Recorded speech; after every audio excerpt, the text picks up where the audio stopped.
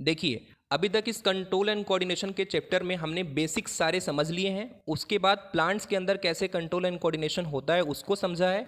अब बारी है ये समझने की कि एनिमल्स कैसे कंट्रोल एंड कोऑर्डिनेशन को कंप्लीट करते हैं। तो जैसा कि मैंने आपको पहले पढ़ाया है कि एनिमल्स के अंदर, स्पेशली ह्यूमन बींग्स के अंदर, कंट्रोल एंड कोऑर्डिनेशन को अगर कंप्लीट करना है तो मानिए कंट्रोल एंड कोऑर्डिनेशन एक तरह का लाइफ प्रोसेस है, तो उसको पूरा करने के लिए एक तरह के सिस्टम की आवश्यकता पड़ेगी।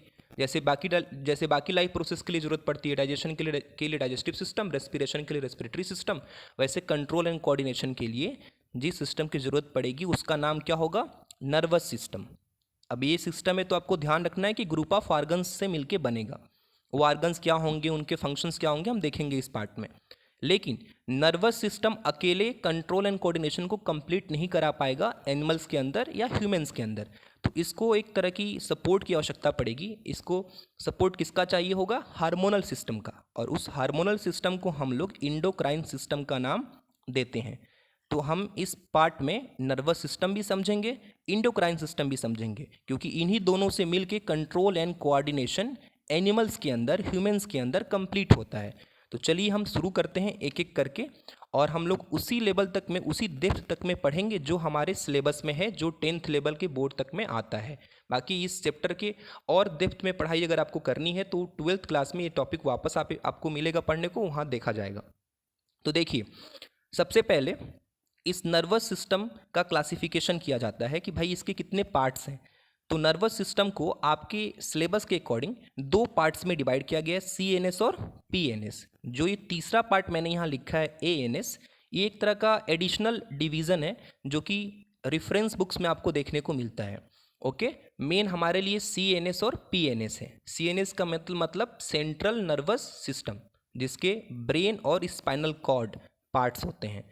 और PNS मतलब पेरिफेरल नर्वस सिस्टम, जिसमें हमारे बॉडी में जितनी भी नर्व्स होती हैं वो आ जाती हैं, स्पेशली क्रेनियल नर्व्स और स्पाइनल नर्व्स। क्रेनियल नर्व्स उन नर्व्स को कहते हैं जो हमारे ब्रेन से एराइज होते हैं, मतलब जो हमारे हेड रीजन में, नेक रीजन के ऊपर, नेक के ऊपर जो हमारा हेड है, उस हेड में जो नर्व्स एराइज होते हैं, वहाँ से जो निकलते हैं, उसके अंदर जो पाए जाते हैं, उसको हम लोग क्रेनियल नर्व्स कहते हैं।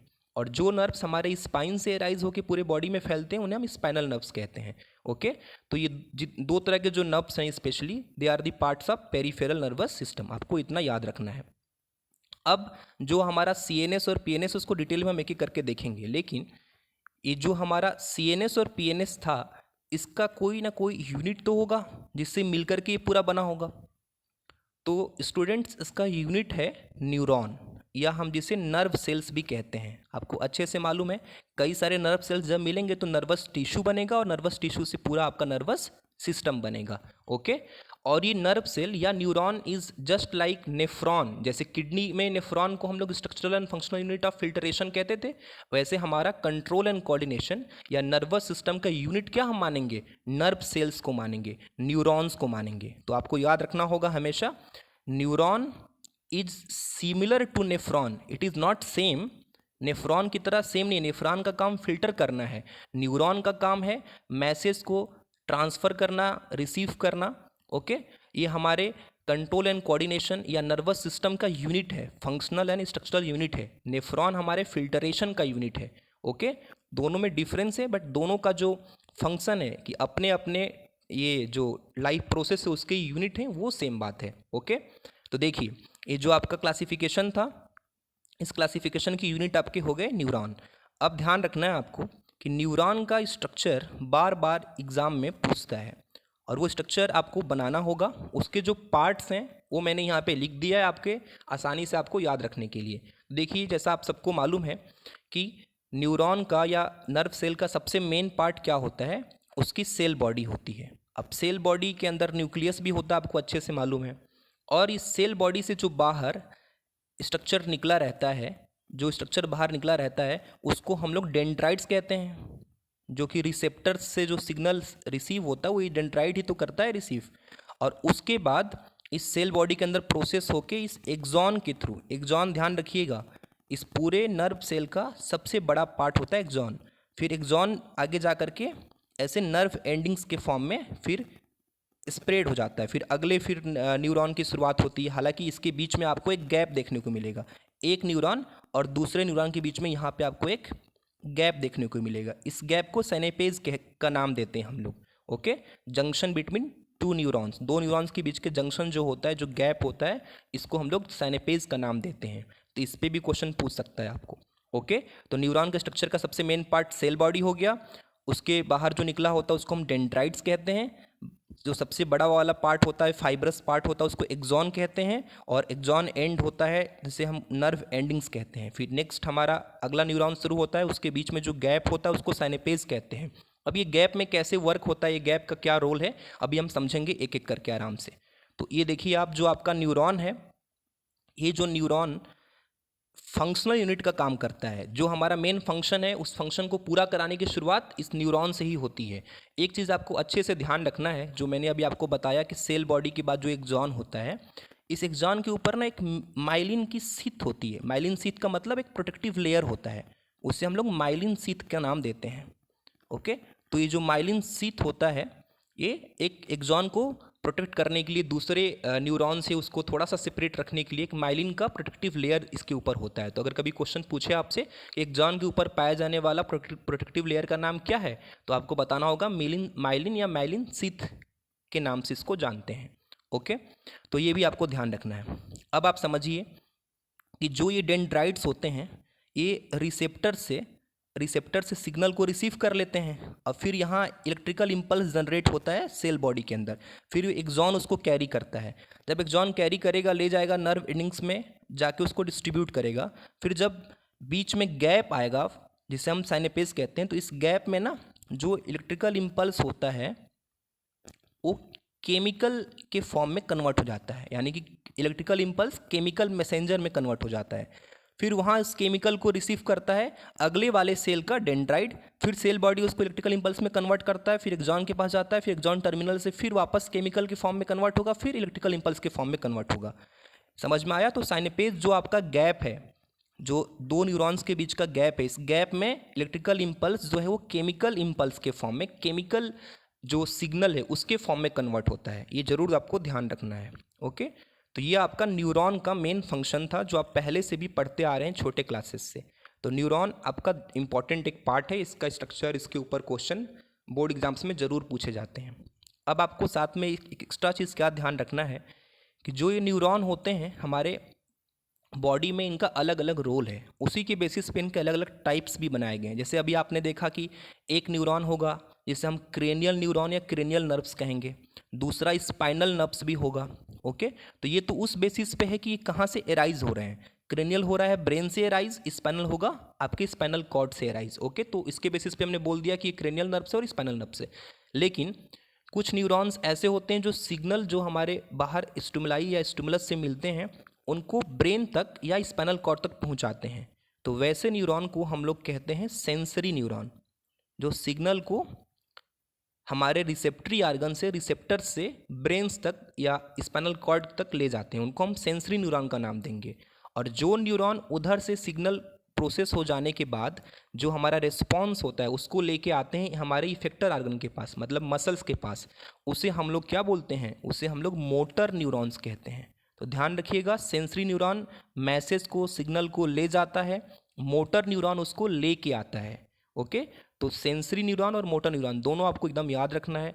दूसरी तरफ क्रेनियल नर्व्स और स्पाइनल नर्व्स ये ओरिजिन के बेसिस पे हैं, इनका क्लासिफिकेशन अलग तरीके से होता है। ये ब्रेन से राइज होंगे, ये स्पाइनल कॉर्ड से होंगे। तो ये कुछ आपके न्यूरॉन के टाइप हैं। सबसे मेन आपको जो दो नाम याद रखना होगा वो मोटर न्यूरॉन का और सेंसरी न्यूरॉन का। मोटर न्यूरॉन सिग्नल उधर से लेके आता है, ब्रेन ने जो रिस्पॉन्स दिया या स्पाइनल कॉर्ड ने जो रिस्पॉन्स दिया वो किसके थ्रू आएगा, इफेक्टर के पास, मोटर न्यूरॉन के थ्रू आएगा।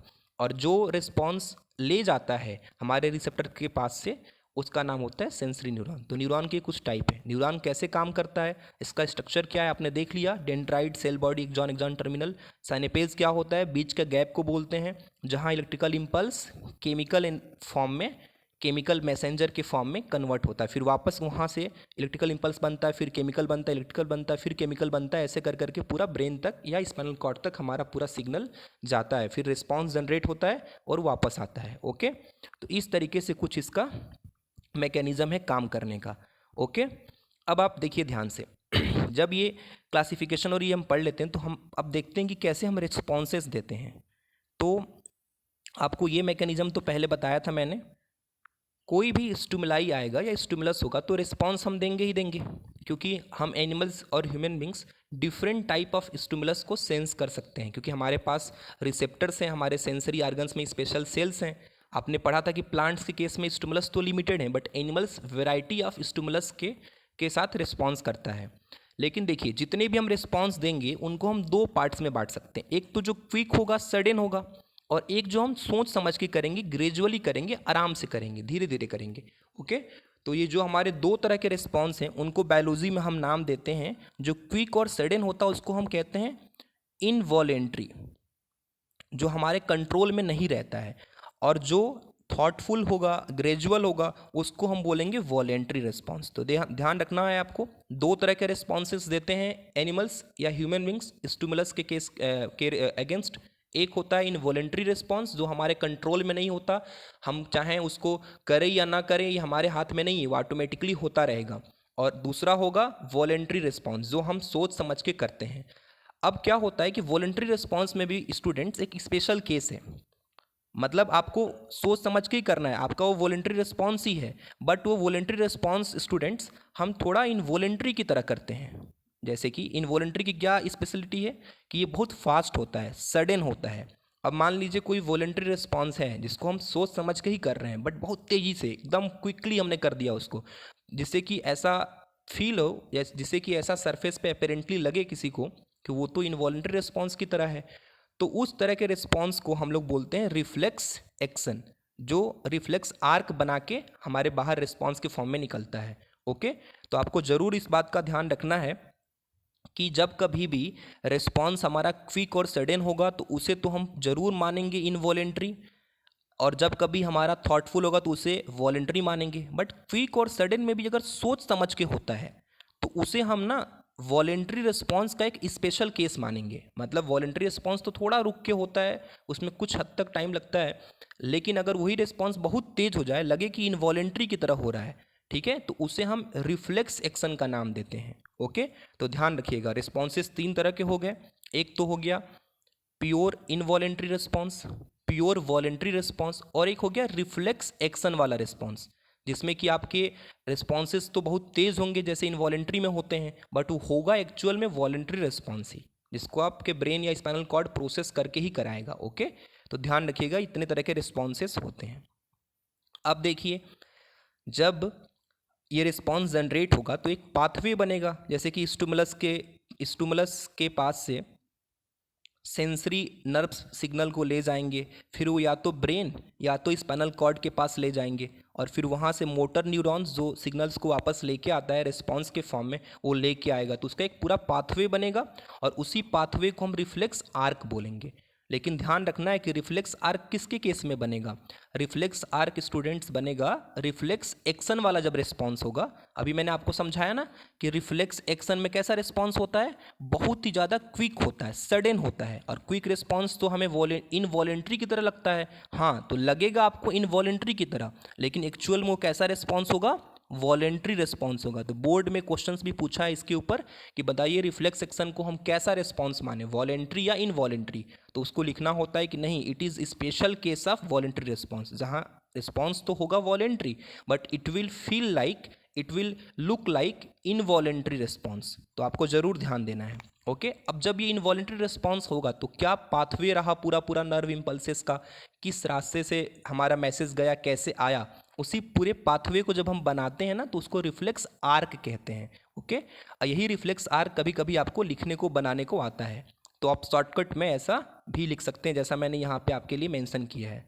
देखिए, रिफ्लेक्स आर्क को हमने नाम दिया कि स्पेशल पाथवे है वो, बाकी तो पाथवे तो हर एक रिस्पॉन्स में बनता है। लाइक अगर आपको मान लीजिए किसी को देखना है, अगर देख रहे हो आप, देखने के बाद आपसे कि उसको कुछ बोलने वाले हो, आपने मतलब बोल के रिस्पॉन्स देना है, उस केस में भी आपने किसी को देखा, आपके सेंसरी न्यूरॉन्स ने उसको सेंस किया, फिर ले गए वो ब्रेन के पास, वहाँ प्रोसेस हुआ, फिर मोटर न्यूरॉन से आपको सिग्नल मिला क्या करना क्या नहीं करना, तो इसका भी एक अपना पाथवे बनेगा। ओके, बट वो नॉर्मल पाथवे होगा रिस्पॉन्स का। लेकिन अगर रिफ्लेक्स एक्शन होगा, फास्ट वाला एक्शन होगा, क्विक वाला एक्शन होगा, तो उसका एक स्पेशल पाथवे बनता है जिसे हम रिफ्लेक्स आर्क का नाम देते हैं। तो उसी रास्ते का नाम आर्क है। अच्छा स्टूडेंट्स, इसको आर्क हम लोग क्यों बोलते हैं? रिफ्लेक्स का मतलब तो समझ में आया कि जो बहुत तेज़ हो, बहुत क्विक हो, इसमें थिंकिंग इन्वॉल्व ना हो, जो हमारे स्पाइनल कॉर्ड से कंट्रोल हो। अभी हम पढ़ेंगे।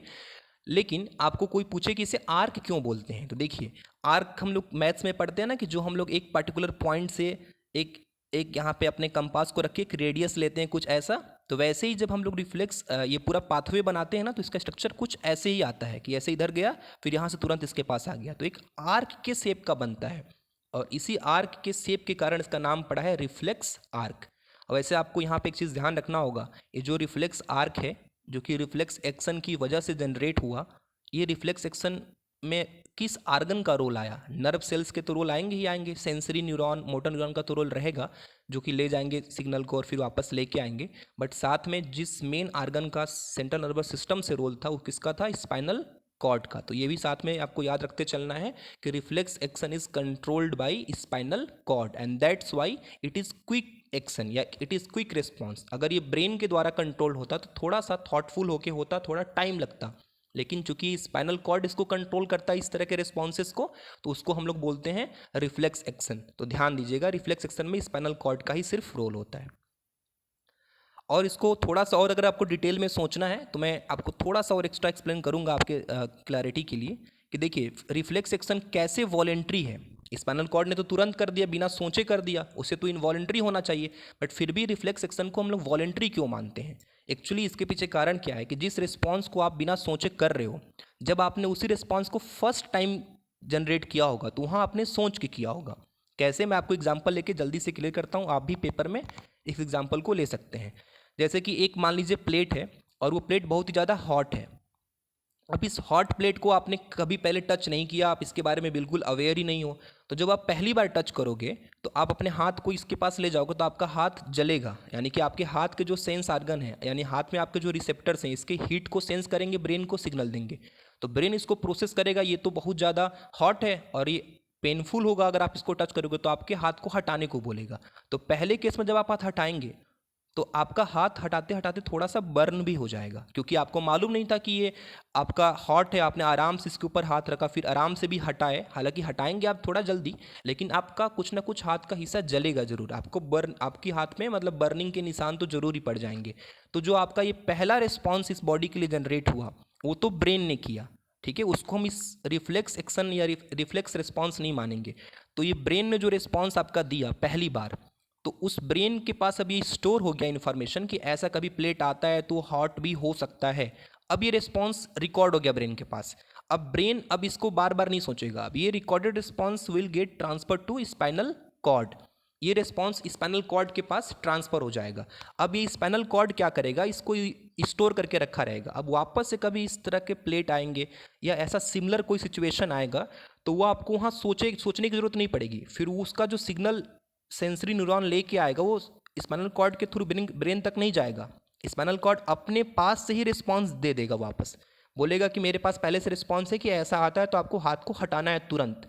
तो बताइए, स्पाइनल कॉर्ड से जो सिग्नल स्पाइनल कॉर्ड से होके ब्रेन तक जाता था, वो ब्रेन तक तो गया ही नहीं, सीधे स्पाइनल कॉर्ड ने ही उसको रिस्पॉन्स दे दिया, क्योंकि इसके पास रिस्पॉन्स स्टोर्ड था पहले से। तो इसकी वजह से ये जो एक्शन हमारा होगा, जो रिस्पॉन्स होगा, इस गर्म प्लेट को देख के बहुत ही ज़्यादा क्विक होगा। तो इसी क्विक रिस्पॉन्स को हम लोग बोलते हैं रिफ्लेक्स एक्शन। बट आपको ध्यान देना, ये क्विक पहली बार में नहीं हुआ है, and that's why it is also called voluntary action.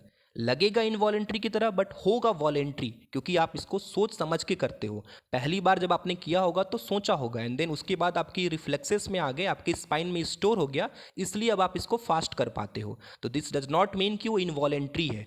Okay, मैं इस टॉपिक को बार बार समझा रहा हूँ, क्योंकि रिफ्लेक्स एक्शन या ये जो आपने पढ़ा है रिफ्लेक्स एक्शन, ये बहुत ही ज़्यादा इंपॉर्टेंट है और बोर्ड का इस पर फोकस रहता है। कई बार रिफ्लेक्स आर्क पूछा है, रिफ्लेक्स एक्शन पूछा है कि ये क्यों वॉलेंट्री हो के भी इनवॉलेंट्री की तरह दिखता है। तो ये सब आपको क्लियरली समझाना होगा, आप एग्जाम्पल की सहायता लीजिएगा और वहाँ पे इसको एक्सप्लेन कीजिएगा।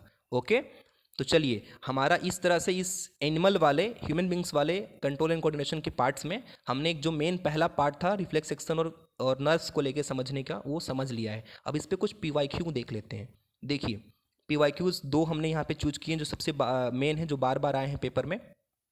पहला है differentiate between sensory and motor neurons. देखिए मैंने आपको बताया था ना, न्यूरॉन्स या नर्व सेल के दो मेन टाइप हैं।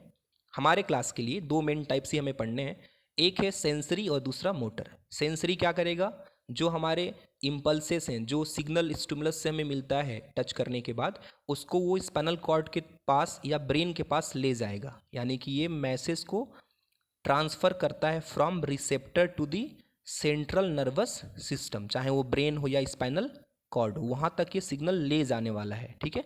और मोटर न्यूरॉन्स फिर क्या करेगा, ब्रेन और स्पाइनल कॉर्ड जब प्रोसेस कर लेते हैं मैसेज को, तो उसको फिर कैरी करके वापस रिस्पॉन्स के फॉर्म में इफेक्टर आर्गन्स जो हमारे होते हैं, जिन्हें हम मसल्स कहते हैं, मैंने आपको पहले पढ़ा रखा है, तो उन इफेक्टर आर्गन के पास जो सिग्नल लेके आएगा नर्व, उसी नर्व का नाम क्या होगा, मोटर नर्व या मोटर न्यूरॉन्स। ओके, तो ये इनके बीच में डिफरेंस है, आप ध्यान दीजिएगा। ओके, यही आपको लिखना है, 2016 में पूछा है बोर्ड में। फिर आपको एक क्वेश्चन दिया गया है जहां आपको डायग्राम बनाना है, label diagram of neuron. Neuron मतलब नर्व सेल का आप डायग्राम बनाइए और फिर उसको अच्छे से लेबल कर दीजिए। ओके, ये बहुत ही सिंपल डायग्राम है, बट लेबल करना आपको नहीं भूलना है, प्रॉपर आपको नाम लिखना है। और नाम में क्या लिखना है, जो मैंने आपको अभी जस्ट पढ़ाया कि डेंड्राइट, जो सेल बॉडी से बाहर ऐसे ऐसे आपका निकला रहता है, उसे डेंड्राइट कहेंगे। फिर सेल बॉडी, फिर एक्सॉन बनाइएगा, फिर एक्सॉन के टर्मिनल दिखा के उस पर नर्व एंडिंग सब दिखा दीजिएगा। बीच में आपका ये गैप होगा, इसे साइनेपेज का नाम देते हैं। फिर उसके बाद अगला न्यूरॉन शुरू होगा। ओके, तो ऐसा आप बना के दिखा देंगे, आपको फुल मार्क्स मिलेगा। ओके, तो ये आपके दो इंपॉर्टेंट क्वेश्चन इस पर्टिकुलर टॉपिक पे बोर्ड में आए हैं बार बार। अब आइए, जो हमारा सेंट्रल नर्वस सिस्टम था, उसका जो दूसरा पार्ट था, इसका नाम है human brain. Central nervous system का एक पार्ट तो स्पाइनल कॉर्ड था, और स्पाइनल कॉर्ड का रोल कहाँ तक, किस चीज़ में था, सबसे मेन रोल स्पाइनल कॉर्ड का अभी आपने देखा रिफ्लेक्स एक्शन को करवाने में था। और स्टूडेंट्स, हम लोग लाइफ में बहुत ज़्यादा रिफ्लेक्स एक्शन परफॉर्म करते हैं।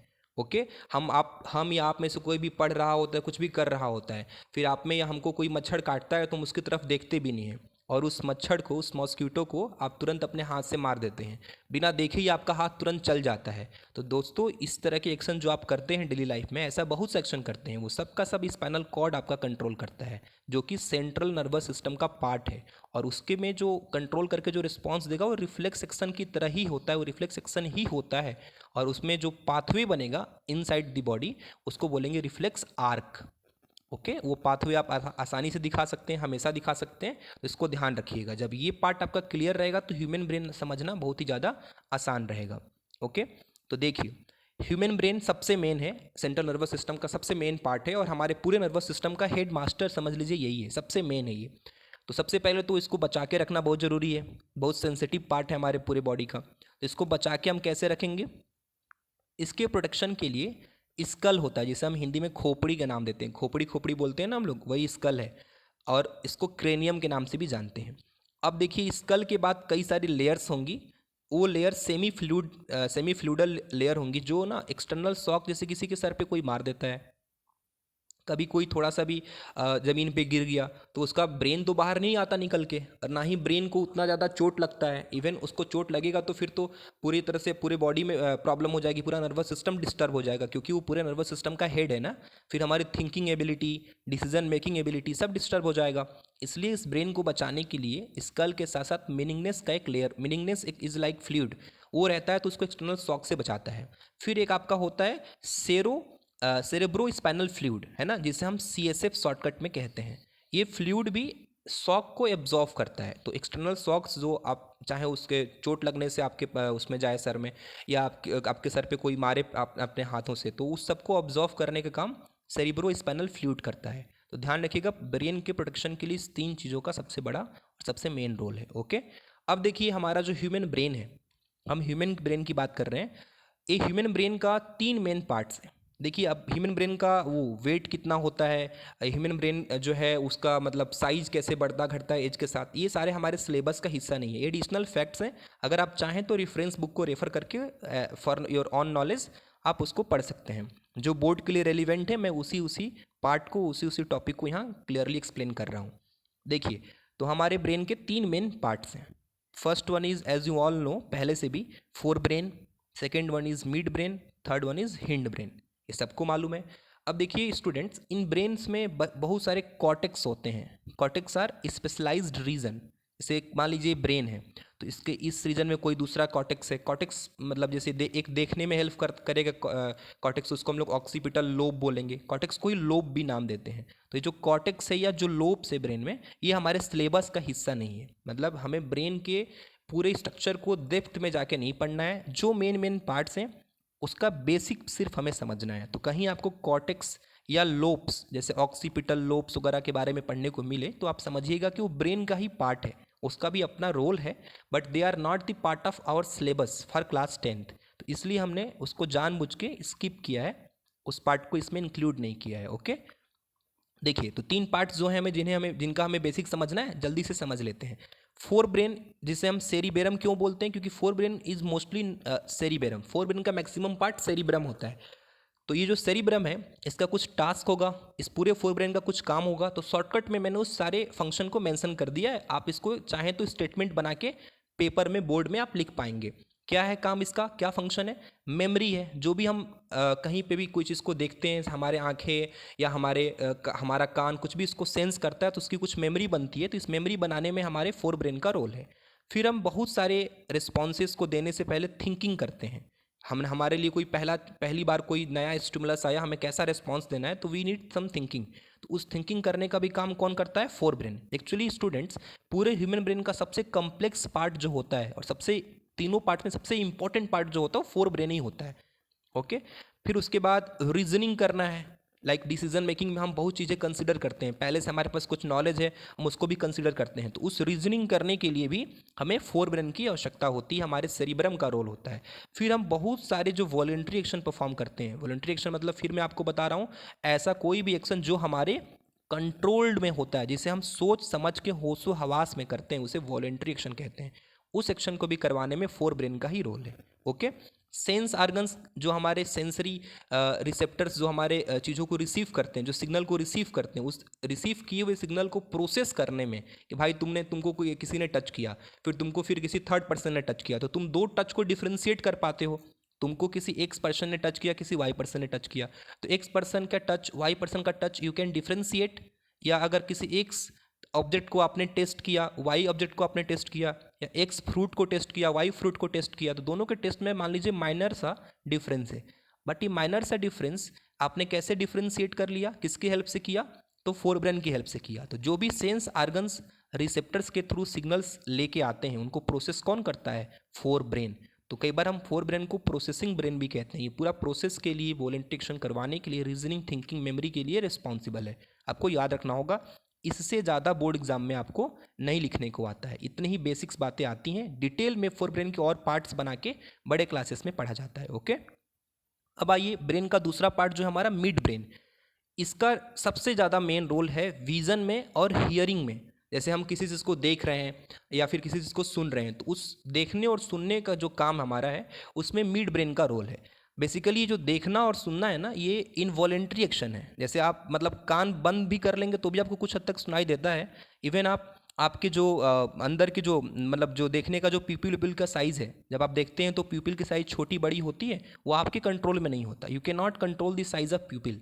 लाइट के अमाउंट भले आप कंट्रोल कर लेंगे, लेकिन जब लाइट कम होगी, ज़्यादा होगी, तो प्यूपिल की साइज़ छोटा बड़ा तो होना ही होना है। तो ये जो प्यूपिल की साइज़ हुआ, या हमारे जो नेक का, जो हमारा नेक वाला रीजन है, उसका जो मूवमेंट हुआ, जो हम अपने गले को घुमाते हैं ना इधर आगे पीछे दाएं बाएं, तो ये जो हम दाएं बाएं घुमाते हैं, आगे पीछे नहीं घुमाते हैं, दाएं बाएं जो घुमाते हैं अपने गले को, अपना जो हेड है उसको हम टर्न करते हैं, this is controlled by mid brain. तो मिड ब्रेन उस पार्ट को कंट्रोल करता है, उस चीज़ को कंट्रोल करता है। तो ध्यान रखिएगा, विजन और हियरिंग रिफ्लेक्स के लिए रिस्पॉन्सिबल है।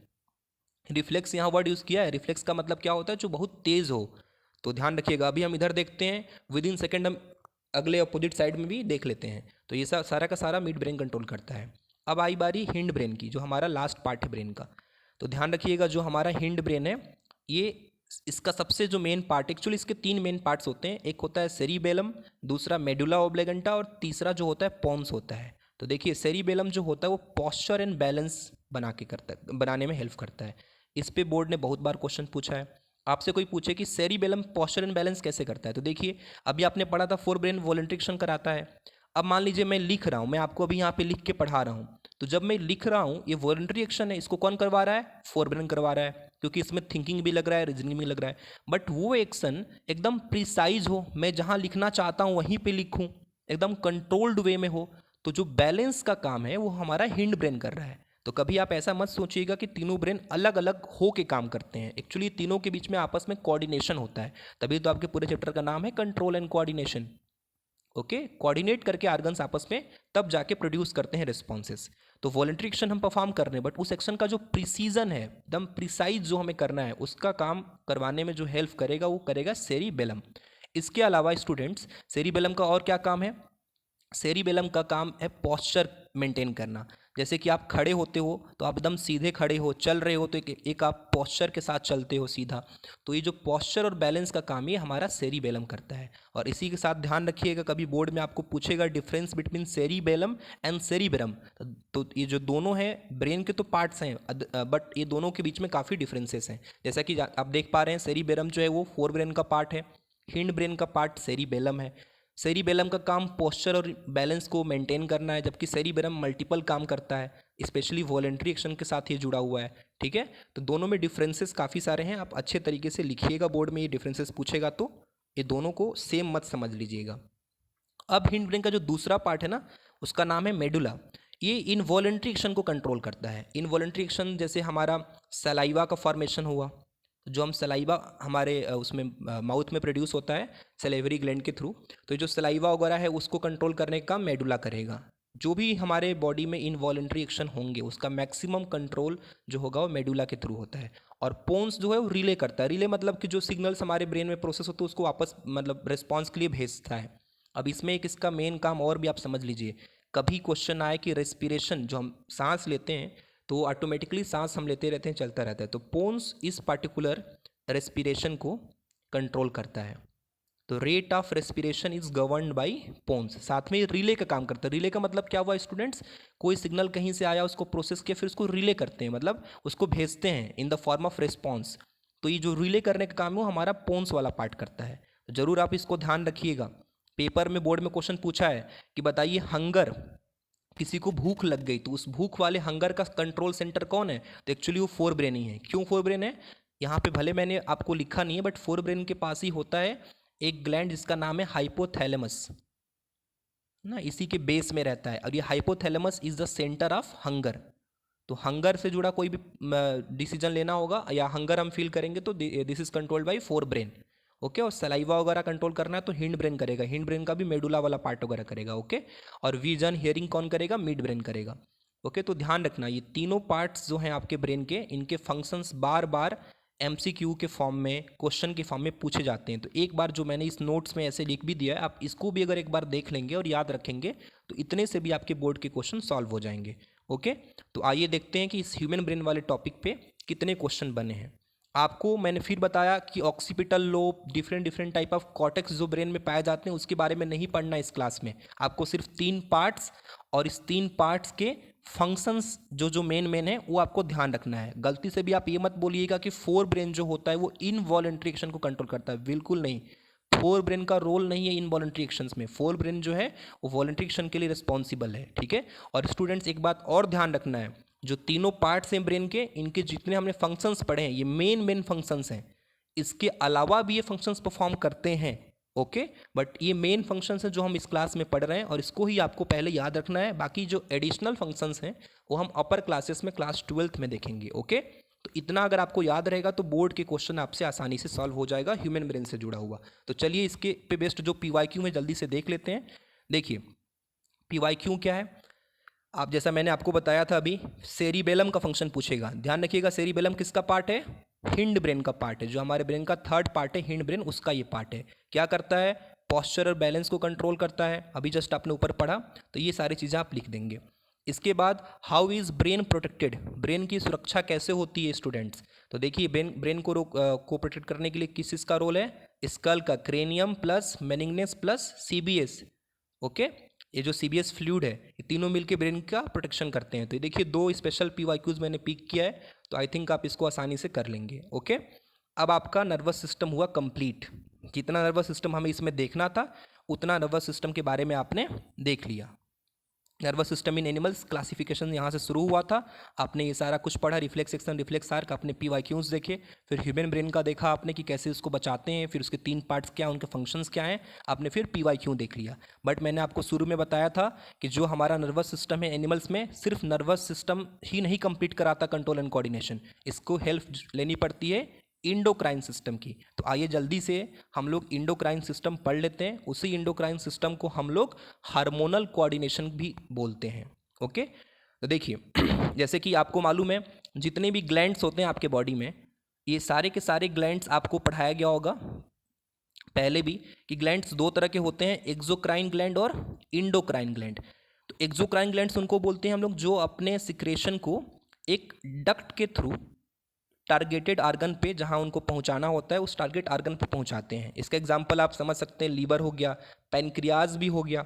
हालांकि पैनक्रियाज ड्यूअल ग्लैंड है, वो दोनों काम करता है, उसको मिक्स्ड ग्लैंड कहते हैं, इंडोक्राइन का भी काम करता है और एक्सोक्राइन का।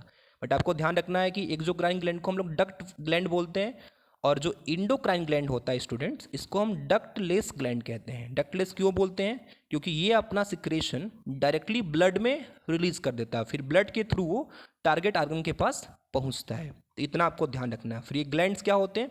दे आर स्पेशल आर्गन जिनका काम होता है हार्मोन्स को प्रोड्यूस करना या इंजाइम्स को प्रोड्यूस करना। आपको अच्छे से मालूम है हार्मोन्स और इंजाइम्स क्या होते हैं। They are nothing but a biochemicals. ये बायोकेमिकल्स हैं जो हमारे बॉडी में चेंजेस लेके आते हैं किसी भी चीज़ को, किसी भी, जैसे इंजाइम्स हो गया तो कैटलिस्ट का वर्क करता है। तो ये इनके कुछ रोल्स हैं। अब आप देखिए, हमें जो देखना है वो इंडोक्राइन ग्लैंड्स देखना है, यानी कि इंडोक्राइन ग्लैंड्स ही हैं जो हार्मोन्स को सिक्रेट करेंगे और वही हमारे कंट्रोल एंड कोऑर्डिनेशन में नर्वस सिस्टम को सपोर्ट करेंगे या हेल्प करेंगे। तो चलिए देखते हैं कि कौन कौन से इंडोक्राइन ग्लैंड्स कौन कौन से हार्मोन्स को सिक्रेट करेंगे और उससे हमारे बॉडी में क्या क्या चेंजेस आएगा, क्या क्या कंट्रोल एंड कोऑर्डिनेशन में हेल्प मिलेगा। तो देखिए, ये जो भी हमारा हार्मोनल कोऑर्डिनेशन होगा उसका भी तो कुछ मैकेनिज्म होगा। तो देखिए उसका मैकेनिज्म सबसे पहले क्या है, स्टिमुलस कोई भी होगा तो हमारा जो ग्लैंड है वो उसको रिस्पांस देने के लिए उस स्टिमुलस के अगेंस्ट हार्मोन को सिक्रेट करेगा। अब जब ये हार्मोन सिक्रेट करेगा तो कौन सा ग्लैंड है हमारा जो सिक्रेट कर रहा है? इंडोक्राइन ग्लैंड है। तो वो सीधे ब्लड में करेगा ना सिक्रेट, क्योंकि वो डक्टलेस होता है। जब ब्लड में सिक्रेट होगा तो ब्लड में तो कुछ एक्शन करेगा नहीं, जिस टारगेट आर्गन पर जब वो ब्लड उसको लेके पहुंचेगा तो फिर वहाँ रिस्पॉन्स जनरेट होगा। ठीक है, तो इस तरीके से स्टिमुलस से रिस्पॉन्स तक पूरा मैकेनिज्म काम करता है हार्मोन्स का, स्टिमुलस से रिस्पॉन्स तक। ओके, ये पूरा बीच का प्रोसेस है। अब हमको जितने भी हमारे बॉडी में छोटे मोटे इंडोक्राइन ग्लैंड्स हैं सबके बारे में नहीं पढ़ना, स्टिल हम जो वही चीज़ फॉलो कर रहे हैं शुरू से जो हमारे 10th बोर्ड के सिलेबस के हिसाब से इंपॉर्टेंट है और जो हमारे NCERT के टेक्स्ट बुक में लिखा है, सिर्फ हम उसी पैटर्न को फॉलो करके पढ़ रहे हैं। ग्लैंड्स इंडोक्राइन में और छोटे मोटे 1-2 आपको मिलेंगे अपर क्लासेस में, बट हमारे जो मेन है उसी को हम देखने वाले हैं। अब देखिए, आपको इस क्लास में मेन 5 ग्लैंड्स के बारे में अच्छे से जानना है। सबसे पहला ग्लैंड जो आपके यहाँ सामने लिखा दिख रहा है, पिट्यूटरी ग्लैंड, जिसे हम मास्टर ग्लैंड भी बोलते हैं, और आपको अच्छे से मालूम है इसका लोकेशन हमारे ब्रेन में है, ब्रेन के मिड पार्ट में जनरली पाया जाता है। और पिट्यूटरी ग्लैंड जो होता है इसका काम है ग्रोथ हार्मोन को सिक्रेट करना। हालांकि और भी हार्मोन सिक्रेट करता है स्टूडेंट्स, लेकिन हम सिर्फ वही पढ़ेंगे जो हमारे सिलेबस के अकॉर्डिंग रेलिवेंट है। ग्रोथ हार्मोन का सिक्रेशन कौन करता है? पिट्यूटरी ग्लैंड करता है। इसको हम लोग मास्टर ग्लैंड्स बोलते हैं। मास्टर ग्लैंड क्यों बोलते हैं? क्योंकि बाकी ग्लैंड्स को भी कंट्रोल करता है। उसके बाद दूसरा ग्लैंड है हमारा जिसका नाम थायराइड ग्लैंड है, जो हमारे नेक रीजन में पाया जाता है। ये कौन सा हार्मोन सिक्रेट करेगा? थायरोक्सिन हार्मोन सिक्रेट करेगा। और वो हार्मोन भी तो कुछ काम करेगा, रिस्पॉन्स क्या देगा वो हार्मोन हमारे मेटाबॉलिज्म को कंट्रोल करता है। मेटाबॉलिज्म मतलब हमारे ब्लड में कार्बोहाइड्रेट, फैट और जो भी विटामिन्स मिनरल्स हैं उनके कंटेंट्स को ये मैनेज करता है। यानी कि मेटाबॉलिज्म तो आप पहले से भी पढ़े हैं कि जितने भी हमारे बॉडी में केमिकल रिएक्शन होते हैं उनका sum total is known as metabolism. तो उस मेटाबॉलिज्म को बैलेंस बना के रखता है थायरोक्सिन हार्मोन। ओके, तो इतना आप ध्यान रखिएगा। अगला हार्मोन आता है जिसका नाम है एड्रेनल हार्मोन। अब ये एड्रेनल हार्मोन को आप पहले से भी पढ़े हैं कि इसको हम लोग इमरजेंसी हार्मोन, एड्रेनल ग्लैंड को हम लोग इमरजेंसी ग्लैंड बोलते हैं। ये एड्रेनल ग्लैंड जो है ये हार्मोन जो सिक्रेट करता है उसका नाम एड्रेलिन है, जिसे हम इमरजेंसी हार्मोन का नाम देते हैं। एक्चुअली स्टूडेंट्स कई बार हमें ऐसा स्टिमुलस मिलता है जिसे हमें देख करके रिस्पॉन्स विद इन सेकेंड देना होता है, यानी कि हमको इतना डेंजर रहता है। तो देखिए उस डेंजर में हमारे पास 2 ही ऑप्शन होता है, या तो हम उस डेंजर से लड़ें जिसे हम फाइट कहते हैं, या उस डेंजर को देख के हम भाग जाएं जिसे हम फ्लाइट कहते हैं। ठीक, तो इस फाइट और फ्लाइट सिचुएशन में हमारी बॉडी को ज़्यादा एनर्जी, ज़्यादा ब्लड सर्कुलेशन की आवश्यकता पड़ती है, और वो भी एकाएक तुरंत पड़ती है, क्योंकि ये फाइट और फ्लाइट सिचुएशन हमें बता के नहीं आते। जैसे मैं अभी आपको पढ़ा रहा हूँ, अचानक से कोई कहीं से स्नेक आ जाए, कोई कहीं से मंकी आ जाए, तो उस सिचुएशन को हम लोग डेंजर सिचुएशन मानेंगे। उसमें हम या तो फाइट करें या तो फ्लाइट करें। ये दोनों सिचुएशन में हमारे बॉडी को एक्स्ट्रा ऑर्डिनरी काम करना पड़ेगा। ठीक है, और इसे हम इमरजेंसी सिचुएशन का नाम देते हैं। अब इस एक्स्ट्रा ऑर्डिनरी काम को करने के लिए अचानक हमारा हार्ट रेट बढ़ेगा, ब्लड फ्लो की स्पीड बढ़ेगी, ब्लड प्रेशर बढ़ेगा। वो सब कुछ हमारा तभी बढ़ पाएगा अच्छे तरीके से, जब तभी अच्छा हो पाएगा जब हमारे बॉडी में कुछ हार्मोन्स रिलीज होंगे। एक्चुअली वो हार्मोन जो होगा उसका नाम होगा एड्रेनलिन हार्मोन। ओके, अब ये जो एड्रेनलिन हार्मोन है, एड्रेनलिन हार्मोन इमरजेंसी में काम कर रहा है, फाइट या फ्लाइट करवाने में हेल्प कर रहा है, इसलिए इसको हम किस नाम से जानते हैं? इमरजेंसी हार्मोन के नाम से जानते हैं। तो ध्यान रखिएगा, एड्रेनल ग्लैंड है, हार्मोन कौन सा सिक्रीट करता है? एड्रेनलिन, जिसे हम इमरजेंसी हार्मोन का नाम देते हैं, क्योंकि ये हमें इमरजेंसी सिचुएशन में कोप अप करने में हेल्प करता है। तो इतना आपको ज़रूर से ध्यान रखना है। साथ ही साथ आपको एक ये भी चीज़ क्लियर रखना है कि जब ये एड्रेनलिन ग्लैंड हार्मोन को रिलीज़ करता है तो आपका जो हार्ट रेट है, आपके ब्लड प्रेशर का जो रेट है, वो सब कुछ बढ़ जाता है। कोई पूछे आपसे कि एड्रेनल ग्लैंड का लोकेशन क्या है, तो स्टूडेंट जो आपकी किडनी होती है बीन शेप की, जस्ट उसके ऊपर, ठीक above the kidney, adrenal gland का लोकेशन है। ओके, तो ये भी आपको ध्यान रखना है। अगला है पैनक्रियाज, जिसे हमने पहले भी पढ़ रखा है डाइजेशन में, कि इसे हम लोग मिक्स्ड ग्लैंड का नाम देते हैं, क्योंकि ये इंडोक्राइन ग्लैंड का भी काम करता है यहाँ पे, और फिर एक्सोक्राइन का भी काम करता है डाइजेशन में। जनरली ये इंसुलिन प्रोड्यूस करता है और ग्लूकेगोन को प्रोड्यूस करता है, जो कि इंसुलिन काम क्या करेगा? ब्लड में जो शुगर लेवल है, अगर मान लीजिए आपके ब्लड में शुगर का लेवल बढ़ गया, तो इंसुलिन जब प्रोड्यूस होगा तो शुगर का लेवल क्या हो जाएगा? कम हो जाएगा, क्योंकि हमारे ब्लड में एक कांस्टेंट शुगर लेवल बने रहना चाहिए। अगर बहुत ही ज़्यादा होगा या बहुत ही ज़्यादा कम होगा, तो हमारा जो ब्लड है उसका जो कंस्टिट्यूएंट, जो एक बैलेंस बना हुआ है चीज़ों को लेके, वो डिस्टर्ब होगा, और फिर हमें तरह तरह की अलग अलग डिजीजेज होनी शुरू हो जाएंगी। तो जब शुगर लेवल बढ़ता है उसको कम कौन करता है? इंसुलिन, आपको ध्यान देना है। और जब शुगर लेवल बहुत ही ज़्यादा कम हो गया, जो नॉर्मल शुगर का लेवल है ब्लड में जितना होना चाहिए उससे बहुत ज़्यादा कम हो गया, तो उसको तो फिर हमें बढ़ाना होगा ताकि बैलेंस बने, एक जो जितना रिक्वायर्ड क्वांटिटी है उतने के लेवल पे आए ब्लड में। तो उसको लाने का काम कौन सा हार्मोन करेगा? ग्लूकेगोन करेगा। तो ये जो ग्लूकेगोन है और ये जो इंसुलिन है, इन दोनों को प्रोड्यूस कौन करेगा? पैनक्रियाज करेगा। तो इतना चीज़ आपको ज़रूर ध्यान में रखना है। ठीक है, क्या ध्यान में रखना है कि पैनक्रियाज इंसुलिन हार्मोन प्रोड्यूस करता है, जो शुगर लेवल को डाउन करता है, बढ़ गया है तो कम कर देगा। अगर किसी के अंदर शुगर लेवल बहुत कम है पहले से, उसको बढ़ाना है थोड़ा सा ब्लड में, ताकि उसकी लेवल एक मेंटेन रहे, उसको कौन बढ़ाएगा? ग्लूकेगोन। तो insulin and glucagon is related with pancreas. और पैनक्रियाज कैसा ग्लैंड है? इंडोक्राइन ग्लैंड भी है और एक्सोक्राइन भी है, ध्यान देना है आपको। लास्ट आपके गोनैड्स हो गए, जिसमें आपके सेक्स हार्मोन्स रिलीज करने की उनकी एबिलिटी होती है। और ये जो गोनैड्स होते हैं, फीमेल के केस में आपको अच्छे से मालूम है ओवेरीज होती हैं, और मेल के केस में टेस्टेस होते हैं। मेन जिनका काम होता है टेस्टेस्टेरोन हार्मोन को रिलीज करना, और ओवेरी का काम क्या होगा? एस्ट्रोजन और प्रोजेस्टेरोन हार्मोन का रिलीज करना। रिप्रोडक्शन चैप्टर में इस ग्लैंड का रोल आप अच्छे तरीके से समझेंगे। ओके, अब आपसे कोई भी पूछता है अगर कि ये जो गोनैड्स हैं, जिसमें आपका ओवेरी और टेस्टेस आता है, ये जो भी हार्मोन रिलीज करते हैं उनको क्या बोलते हैं? तो उन्हें हम जनरली सेक्स हार्मोन का नाम देते हैं। उनके नाम क्या है? तो एक सेक्स हार्मोन जो टेस्टेस करेगा उसका नाम टेस्टोस्टेरोन आप बताएंगे, और जो ओवेरी करेगी उसका नाम आप एस्ट्रोजन एंड प्रोजेस्टेरोन बताएंगे। दोनों का काम क्या है? दोनों का काम आपका ये है कि जब जो हमारा सेकेंडरी सेक्सुअल कैरेक्टर होता है, जिसमें हमारे बॉडी में कुछ डेवलपमेंट होते हैं, प्यूबिक रीजन में हेयर ग्रोथ होता है, at the time of puberty जो भी चेंजेस बॉडी में आता है वो यही सेक्स हार्मोन्स लेके आते हैं। Even at the time of reproduction जो भी चेंजेस लाने की आवश्यकता होती है वही ये सेक्स हार्मोन लेके आते हैं। तो जनरली ये जो सेक्स हार्मोन है वो भी एक तरह से कंट्रोल एंड कोऑर्डिनेशन कराने में हेल्प करते हैं।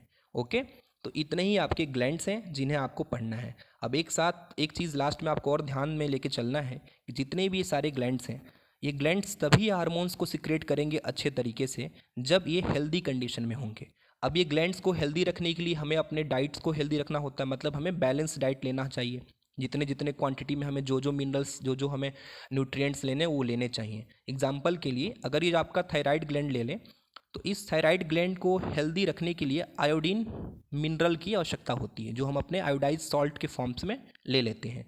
लेकिन अगर कोई ऐसा सॉल्ट खा रहा है जिसमें आयोडीन नहीं है, उसके अंदर आयोडीन की डिफिशियंसी हो जाएगी, तो उसका फिर थायराइड जो ग्लैंड है वो अफेक्टेड हो जाएगा।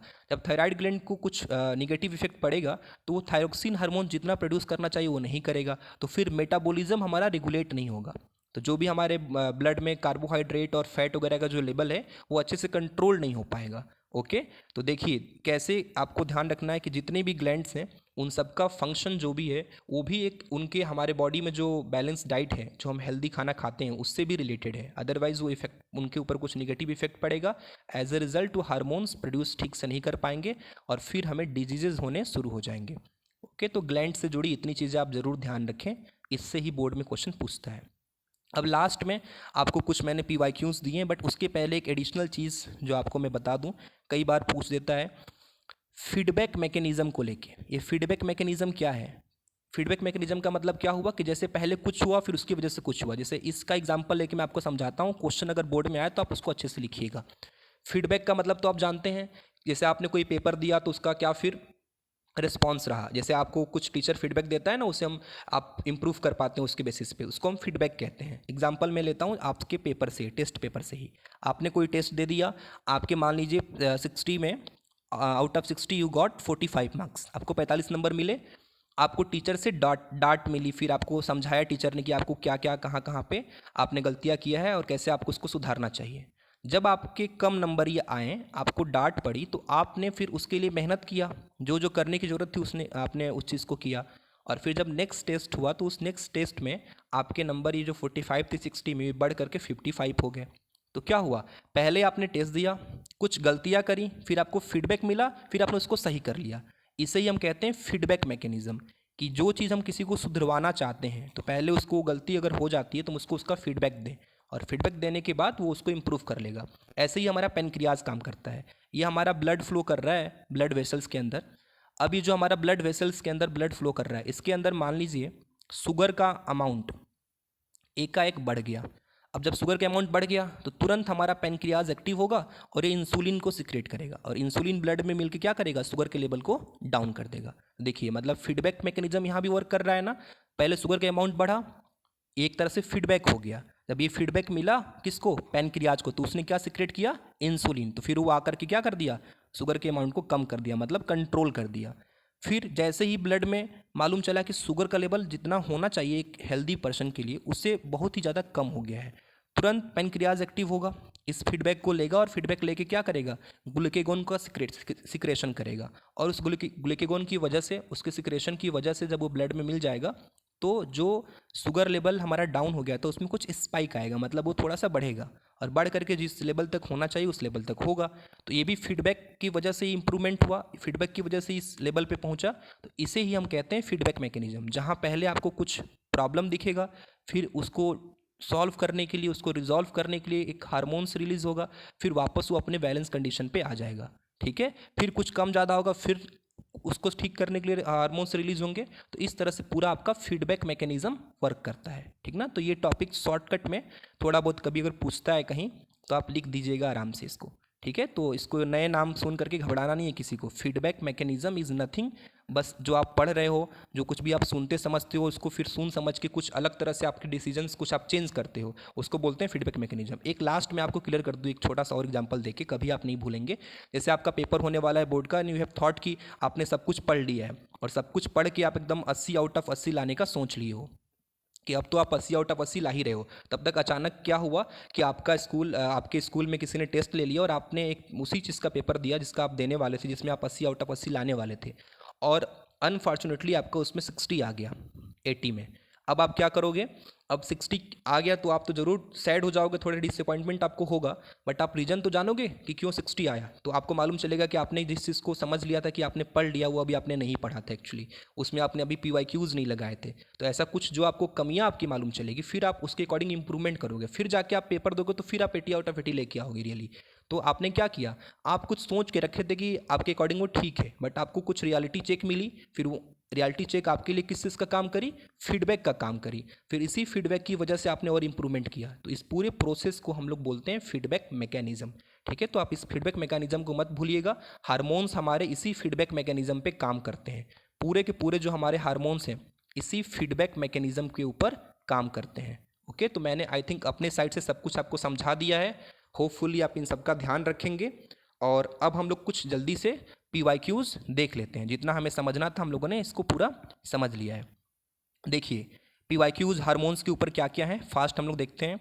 Name the hormone secreted by pancreas and its function. अभी मैंने आपको बताया 2 हार्मोन सिक्रेट करेगा, इंसुलिन और ग्लूकेगोन। फंक्शंस भी बता दिया मैंने आपको। What is the role of adrenaline in emergency. Adrenaline का क्या रोल है, एड्रेलिन का रोल, एड्रेलिन हार्मोन सिक्रेट करना है पहली चीज़ तो। एड्रेलिन हार्मोन जो होगा वो क्या करेगा, इमरजेंसी सिचुएशन में आपको फाइट और फ्लाइट के लिए प्रिपेयर करेगा। कैसे प्रिपेयर करेगा, आपके ब्लड में ऑक्सीजन लेवल को बढ़ा के, आपके हार्ट रेट को बढ़ा के, आपके ब्लड प्रेशर जो है उसको बढ़ा करके, है ना, इन सब की वजह से आपके जो अंदर एनर्जी की अमाउंट है वो थोड़ी और बढ़ेगी। तो इस तरीके से आपको हेल्प मिलेगा। Which gland is called master gland and why. Pituitary gland को बोलते हैं मास्टर ग्लैंड क्योंकि बाकी अदर ग्लैंड्स के फंक्शन को कंट्रोल करता है कि कौन सा ग्लैंड कब कौन सा हार्मोन सिक्रेट करेगा, ये खुद पिट्यूटरी ग्लैंड डिसाइड करता है। इसलिए ग्लैंड्स का क्या है, मास्टर है। आपको कमेंट सेक्शन में बताना है, मतलब रिस्पांस देना है कि पिट्यूटरी ग्लैंड को मास्टर ग्लैंड बोलते हैं, बट हम लोग किसको बोलते हैं, मास्टर ऑफ मास्टर ग्लैंड। मतलब इस ग्लैंड का भी मास्टर कौन है उसका नाम आप सब हमें बताएंगे। ओके, अब अगला एक सवाल दे दिया, right the function of insulin.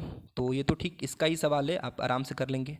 Which hormone regulate sugar in the blood. Blood में कौन सा हार्मोन शुगर को रेगुलेट करता है, तो देख लीजिए 4 ऑप्शन आपके पास हैं, आंसर विल बी इंसुलिन। अब कुछ प्रैक्टिस के लिए कुछ क्वेश्चन यहाँ पे लिखे गए हैं। Name the hormones responsible for stem growth. आप जानते हैं अच्छे तरीके से। विल्टिंग ऑफ लिप्स के लिए कौन होता है, ABA। और स्टेम की ग्रोथ के लिए सबको बताना है कौन सा होता है, गिबरलिंस, जो स्टेम की ग्रोथ कराता है, ध्यान रखिएगा। रेगुलेशन ऑफ ब्लड शुगर के लिए कौन सा हार्मोन है, insulin and glucagon. Assertion reason के कुछ क्वेश्चन है। Reflex action is controlled by spinal cord, बिल्कुल yes. Reflex require quick responses, yes. ये एसर्सन रीजन दोनों सही है। Which part of the brain maintain posture, अभी आपने पढ़ा है सेरिबेलम, जो हमारा हिंड ब्रेन का पार्ट है। ओके, तो इस तरह से आपके कुछ प्रैक्टिस के क्वेश्चन भी साथ में है।